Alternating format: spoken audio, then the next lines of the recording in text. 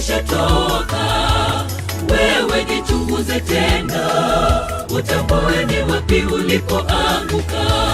Imba, imba, imba usana na Bwana. Haleluya. Imba, imba, imba usana na Bwana. Haleluya. Erokamana ahinya kuom wer mamit no Your Voice Melodies Kisii Umbaji. En wach mabende mit ahinya, mabende miyo wer kendo rwakowa e lesson mar odiochieng' mano ma kawuono. Tarik en 12 dwe mar 2 gana 2020. Machiegni ahinya chenro mano mar wuodh geno, kendo kaka nanyisi ne bedo kae to kod jayalo Charles Odinde, mano mar Kisumu Central SDA e boma ma Kisumu. Bende wadang'iyo godo wach mar odiochieng' mar kawuono. Bang' joma kadho kano waseng'iyo wach mane mit ahinya, Yesu jadolo ma ja adiera. Kawuono kaka nanyisi, Yesu lwanda motegno mar chuny. Ikri nikech en puonj motegno ahinya, kendo kapok wachako to wayaw kod alama. Erokamano ahinya Jehova Nyasaye, okinyi ma kawuono odiochieng'ni mano mar Sabato miwa ngima kendo mondo mi wapor wachni. Roho mari maler otelnwa nyaka giko mare, kendo wachni ochop ne nyithinde yono makare gi Nyasaye Yesu Kristo ma jawaro. Amen. Amen. Happy Sabbath. Happy day. Happy day. Happy Sabbath and good. Machiegni ahinya jayalo. Erokamano. Ka nicho waseng'eyo Yesu kaka jadolo ma jadiera. Yes. Puonj mane mit ahinya mano wang'eyo. Juma mokadho. Juma mano mokadho. Sabato mokwongo. Sabato mokwongo. Ema dwe mar 2. Sabato mar 2 e dwe mar 2 ni tarik 12. Yesu lwanda motegno mar chuny. Amen.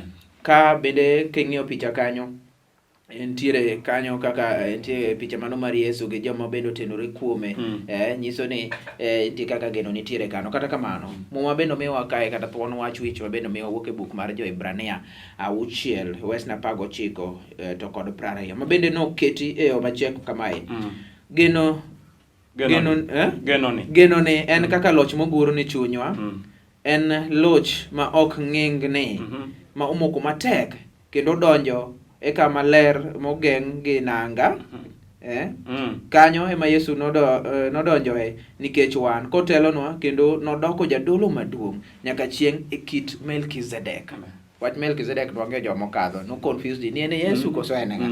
Koro inyisowa kae wach wichno bende inyisowa kanyo ka jandiko wacho ni Jo-Ibrania 5:11-20 bende wacho ni chapo kit puonjruok mar dini kuom kit dolo mar Yesu nikech wan. Paulo riyo siemo moro mager kuom jogo maringo weyo Kristo. Neno ni oganda ni ne nie chandruok malich mar dok chien, kendo podho nikech duokruok piny kod bedo maonge yie. Gima chando jaote Paulo en ni josomo kod jogo mawinjo nyaka bed ni osebedo kod chuny modinore e weche mag chuny nikech okang' matek mane gintiere. Kendo mano miyo koro ne giseweyo dongore kuom kaka ne giwinjo Injili kod dongruok margi e wi wechego mag chuny. Jalo mae en gima bende dwaro temo nyiswa kanyo, nitiere kaka jomoko ne nosechako wuoth moro to gidok chien. Kene nyalo wacho Yesu lwanda motegno mar chuny, puonj ma wadwaro dhi ng'iyo anena kendo mano wang'iyo juma ne mangima. Erokamano. Wiya kapok owil, ng'eni juma ne wan gi Family Life Program ma Central wato rumo kuonde moko wachako Good News Church. Mano ka wacha mantiere juma ngima, jowinjo gi joneno wagwelogi e chokruogno juma mangima an kono kawuok ka gokinyi. Yesu lwanda motegno mar chuny. Namba 1, Yesu en lwanda. Kae to ken lwanda en lwanda motegno, to en lwanda marang'o? Mar chuny. Kineno pichano kuom jawinjo gi janeno man gi lesson, to Yesu omako steering, ochalo pilot mar meli. Ing'eni steering maduong' ni ma timore mene meli. In pok idho meli, asa idho meli. E meli maduong' nitie steering machalo kama. Koro owacho ni en lwanda motegno mar chuny. Kae to owacho niya, genoni en kaka loch mogur ni chunywa. En loch namba 1 mok ng'ingni. Namba 2 omoko matek.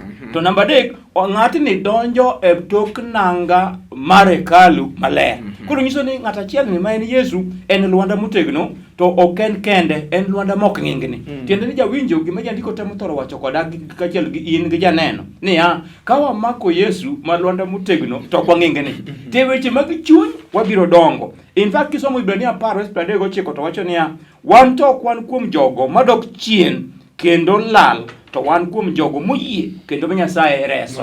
Tiende ni ng'at mosegeno kuom Yesu e weche mag chuny, Yesu bedo ne lwanda. Lwanda motegno kae to kodog chien nikech namba achiel oresowa.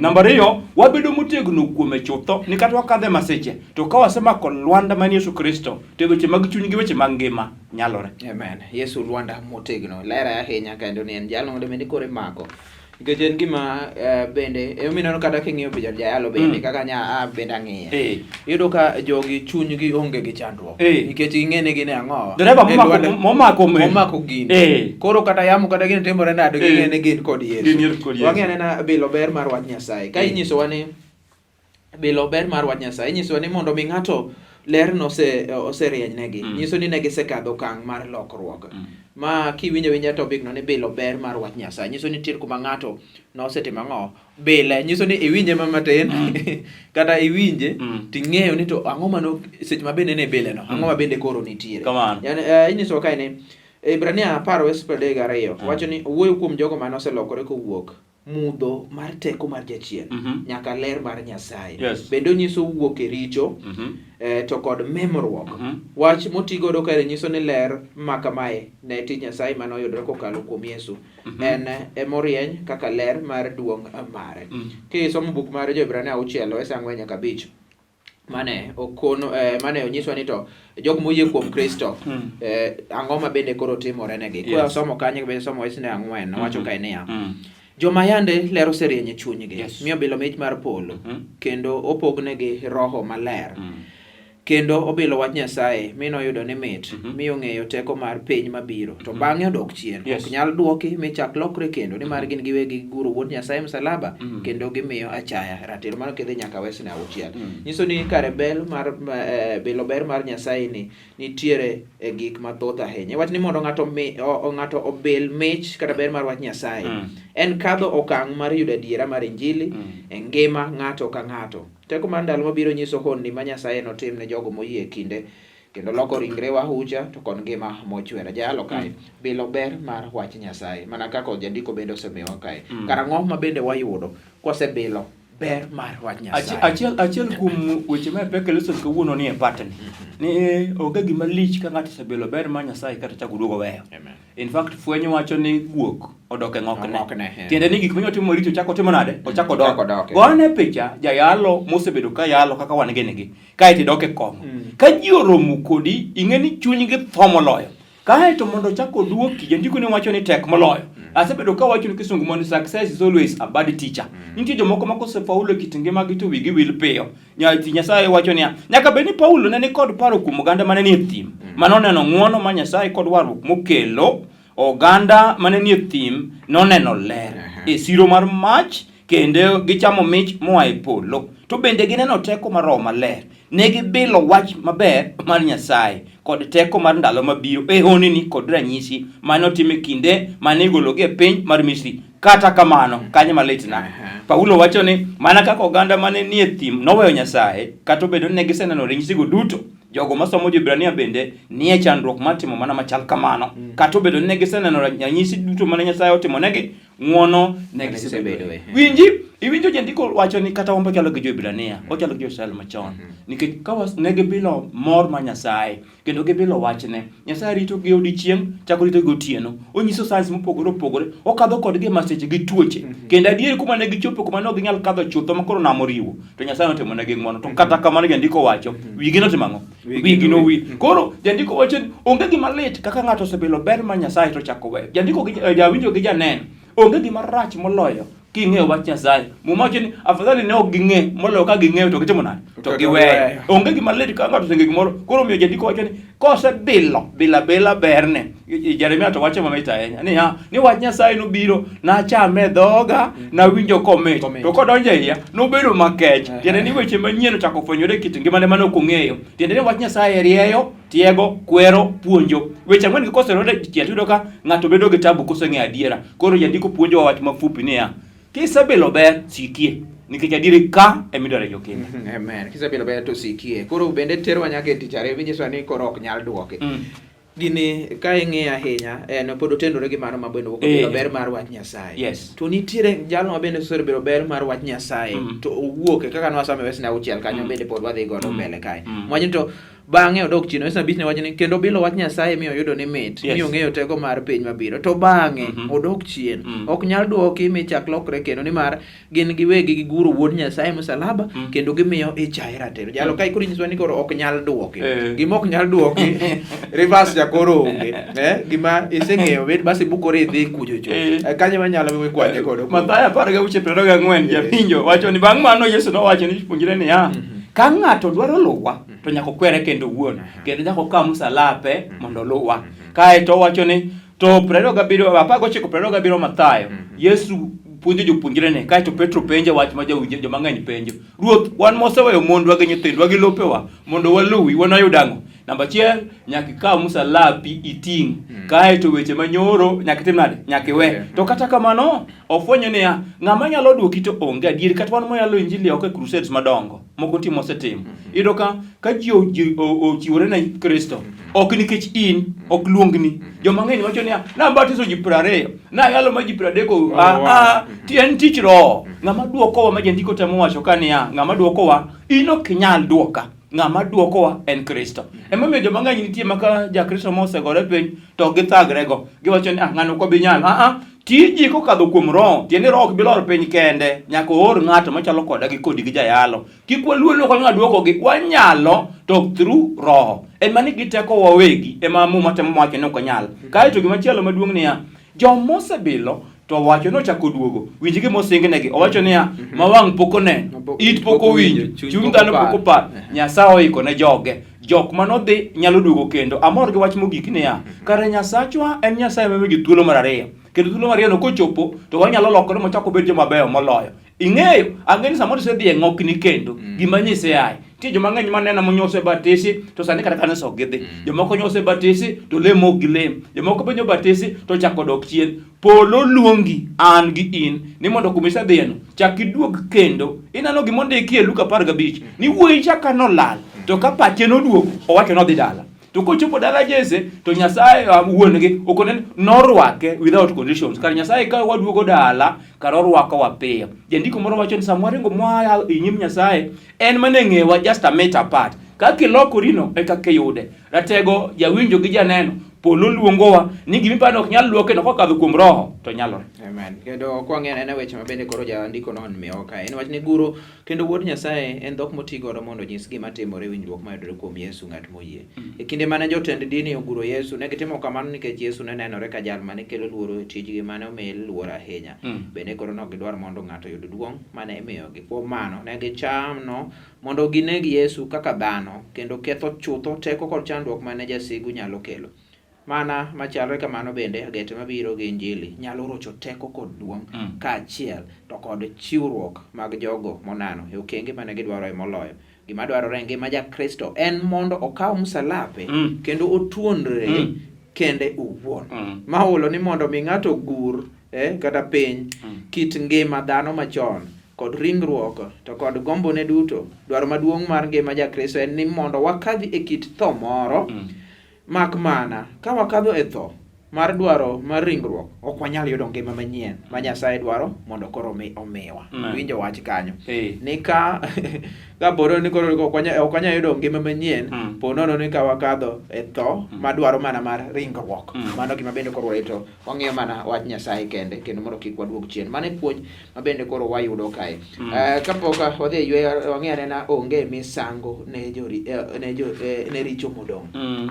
Jalo ma kendo kana ang'eyo kanyo bende tudore mana kumwacha kendo kisomo Ibrania 10 nan ng'e Wesna 5 to kod Wesna 10 kod 2 bende koro ne ntiere kanyo. Wesna 5 Ibrania 10 Wesna 5 kod 12 mondo mi wadhi yweyo. Owacho kamae, Wesna 5 ne wacho ni mane momiyo kane Kristo biro e piny nowacho ni Nyasaye niya, ok misengni kod chiwo ema ne dwaro to ringruok ema iseikono. Then Wesna 10 kod 2 bende nitie point moro mawacho niya, Kristo to notimo misango achiel kende mar golo richo moromo nyaka chieng' mi obet e bad Nyasaye korachwich, mana kaka muma bende koro wacho. Koro wacho winjo kanyo ni onge misango ne richo modong'. Mar minang'o? Jadiko wacho ni mana kaka ondiko Ibrania 10:29 owacho ni ka wasiko watimo richo bang' ka oseng'e adiera koyiem, yani richo ma koyiem to koro onge misango modong' mak mana chomo bura. To koro pareuru kuma lit moloyo ma ng'at mochayo Nyasaye onego yudi. Ng'at ma kamano osekawo remo mar singruok. Winji, ka wasiko timo richo bang' koseng'e adiera, kare nitie richo mitimo ma koyiem. Mung'eng'e ni ma to yiem to chako timo. Koro muma wacho ni onge misango modong', en ni wachomo bura.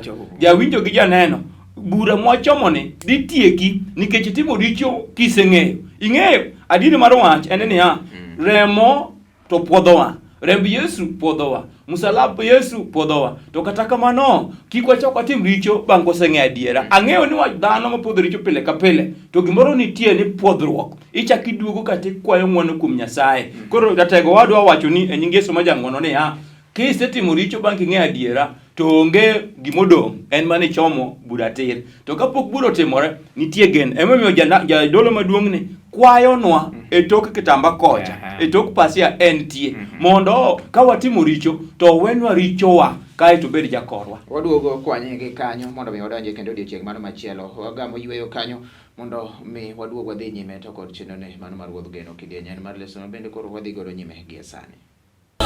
Imba imba imba osana na Bwana. Hallelujah. Imba imba imba osana na Bwana. Hallelujah. Erokamano ahinya iwacho ni Yesu nobi kendo wang'e marieny kama maliel ang'o notieg joma richo. Mano wer mamit ahinya miyo kanyo kod joka pastor Obwanas family. Neno kanyo en wer mamit ahinya. Jalo ne wang'iyo onge misango ne richo modong' kendo nitie wach mabendwa wacho kapok wadhi yweyo pod nyaka bendwa kwany point moko kae. Inyiso kae ni wach motigodo ni motigo ni osechayo remo mane otim godo singruok nyiso kwedo misango kata chiwruok mar Yesu. Bende onyiso ni remb Yesu koro ok ni kod nengo to kod teko mar kelo puodhruok. Wach motigo ni osechayo remo mane otim godo singruok. Mana kia ni noti kodo kanye ka to bende wacho kamano. Koro wacho ni wach motigodo ni yanyo ng'wono mar roho bende winjo. En gima ni kod nengo ahinya. Dho Yunani motigodo ni enibrisas.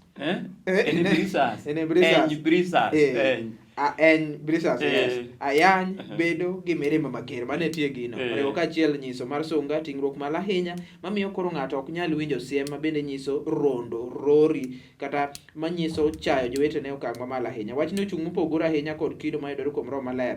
Roho mar ng'wono bende koro nyiso ni jogo moeluwo Nyasaye osemana duoko mich mar ng'wono mar Nyasaye manake yanyi. Wachni onge misango ne richo. Ne wacho kanyo ni nitie richo moko mag wang' teko. Achiel kuom en yanyo roho. Mano bende koro wachga.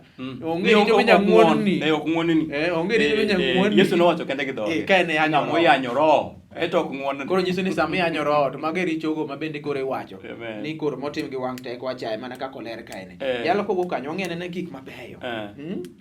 Gik mabeyo koro gin mage jayalo. Koro kwadonjo kose kendo wadhi adhiya kamano gik mabeyo koro gin mage. Ibrania 6 verse 10 jandiko wacho ne Ibrania 6:10 Nyasaye en jadiera kendo wiye ok nyal wil gi tichu kod hera ma osenyiso ni oherogo ka ukonyo joge kendo pod utimo. To wagombo mondo ng'ato ka ng'ato otim kinda nyaka giko. Yes, Paulo wacho gik madongo ahinya, gik mabeyo karo iknwa. Mana kaka nawacho son ma wang' pok oneno, it pok owinjo, chuny dhano pok oparo, Nyasaye oiko ne joge. To wacho ni gige timore mana kuom jogo motimo kinda. 13 Ibrania wacho ni hera mar owete mondo osiki, kik we moko rwako wer. Nikech jomoko norwako nyaka malaika ka ok ging'eyo. Manding'e nowuoyo kuom Sara gi Ibrahim manorwako malaika. Jawinjo gi janeno, gima Maria ndiko wacho ka kwa ufupi en ni gik mabeyo oikne jogo namba 1 motimo kinda. Namba 2 jogo mok tim richo koyiem. Namba 3 jogo musiko kuom yie Lwanda man Yesu Kristo. To namba 4 mung'eyo ni remb Yesu puodhogi pile ka pile. Paulo wacho gi kisungu ni I die daily. Atho pile nikech richo. Kendo dir kochungo to wacho ni koro kane madak to Kristo dak e iya. Jachien to gombo ndotiyo ko pile ka pile to kata kamano jandiko ma jaleson ma kawuono owacho ni mondo wamedwa teko nikech ondike Ibrania 6:12 ochiwo siem kuom joma bedo kod chuny marach kata samuoyo magin kido manyiso jogo motamore bedo motegno kendo mane chandruok mar weyo Nyasaye. Geno ok nyal bedo mangima gi rieko mar obwongo to mana ka yie makamano nyisore e timbe mag hera. Emomiyo hera wuok kuom Ibrania 13 nyaka wabed gi hera kendo joma ng'eny kiro gima ji kia sani Yesu sani en rwako welo. Ing'e town dwa kata opogore gi jodala maneno wang'e.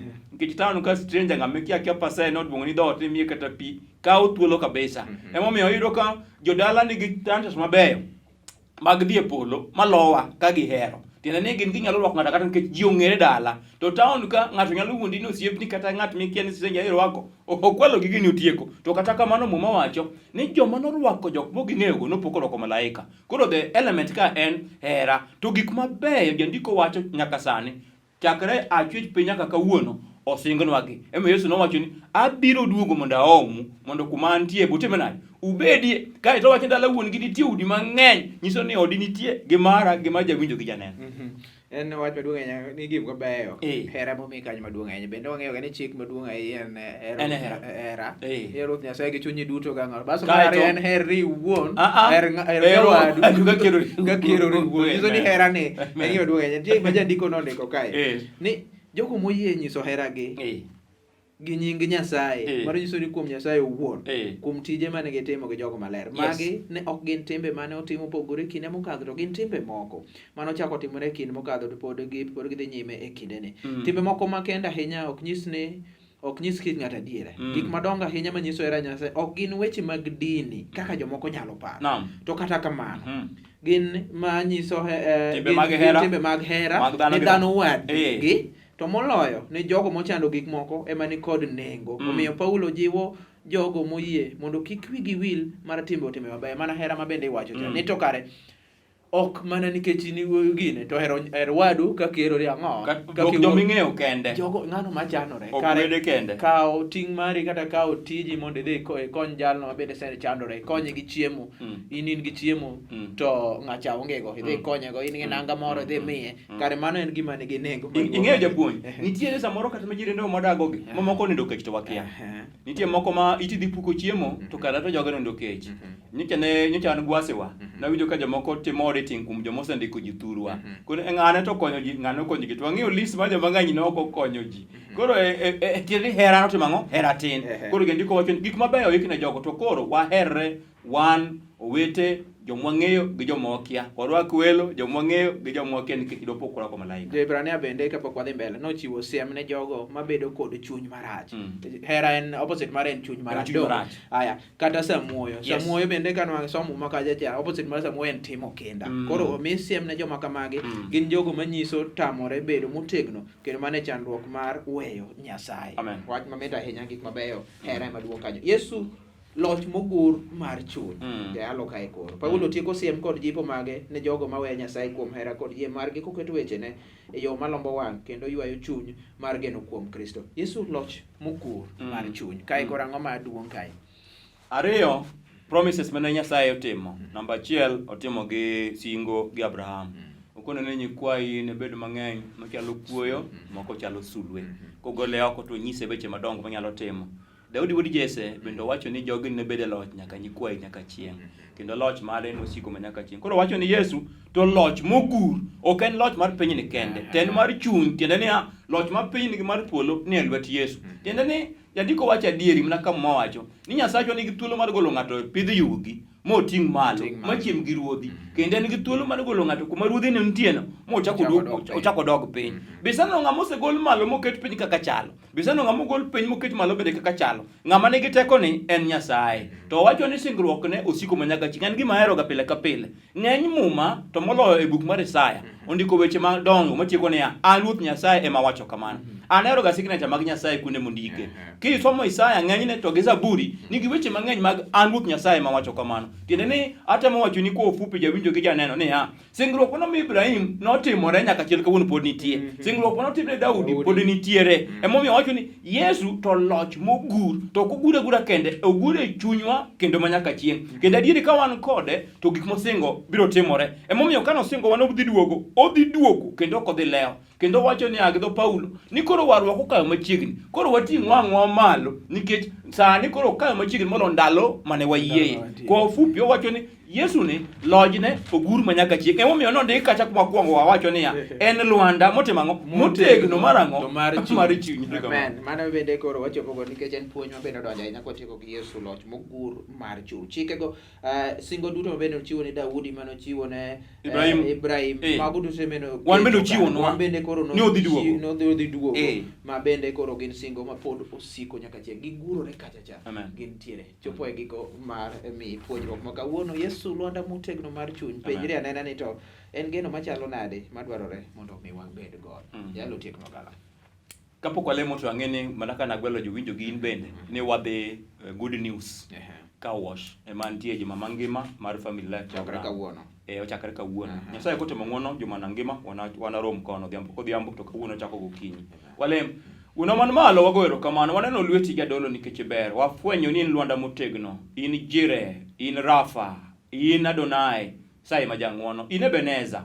Nyaka ka isebedo jakorwa, ubiyo gi nyathini moro machunye lit, parnago, moro wito ng'ate, kone ni nitie geno tok liel. Moro onge geno, fuke otuodo kuonde onge, tije bende onge go hala. Sai ma jang'wono lor piny gi teko polo. Sabato ni neri, e juma ngima kupuonjire weche mag dak, ibed jakorwa. Ngima wakete lweti ng'ato gi ng'ato, kiparo studio chakre malo nyaka piny, e nying Yesu wakwayo.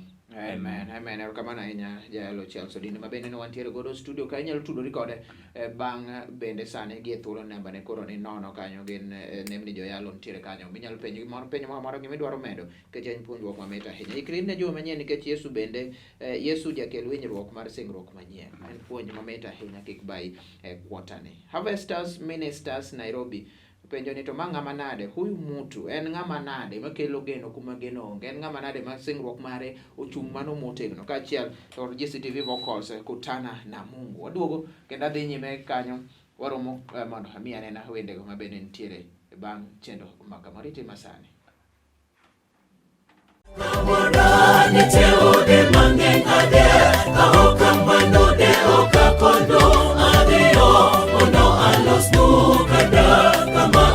Umbende ubedi konge eno pepor mosiko wana wagi Yesu wen locho wen usagi nyaromo haleluya maler kwa miyo Nyasaye duo wewe manade yatewa wewe peo manade ludake pare mama tabole adera wewe peo manade kuweji umerejelea dhambi tena na uko ulishatoka wewe jichunguze tena utambue ni wapi ulipoanguka.